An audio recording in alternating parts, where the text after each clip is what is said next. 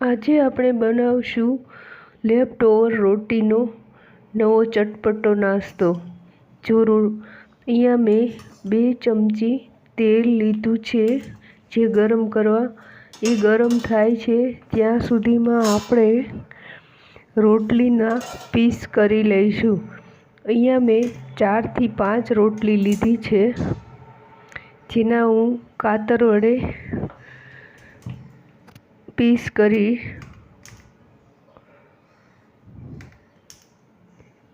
આ નાસ્તો તમે 5-6 દિવસ સુધી સ્ટોરેજ પણ કરી શકો છો અને તે ચટપટો બને છે, તેથી એ બધાને પસંદ પડે છે। હવે આપણે આમાં જરાસી હિંગ અને મીઠા લીમડાના પાન નાખશું જે બરોબર તળાઈ જવા જરૂરી છે। હવે તેમાં આપણે આ રોટલીના જે પીસ કર્યા હતા તે છૂટા કરી અને પછી નાખવાના। હવે આ બધી જ પ્રોસેસ આપણે સ્લો ફ્લેમ પર જ કરીશું। હળદર પાવડર અને મીઠું આપણે આમાં નાખ્યા। હવે તેને સ્લો ફ્લેમ પર થોડું મિક્સ કરી અને બાજુએ ઢાંકી અને 1 મિનિટ પૂરતું રહેવા દઈશું।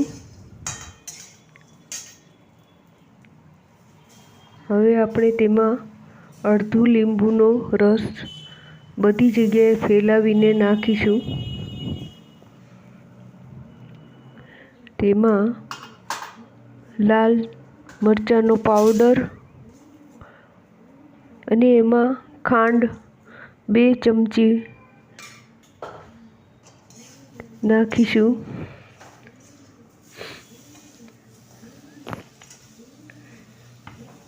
અને બધું મિક્સ કરી લઈશું। મિક્સ કર્યા બાદ આપણે તેને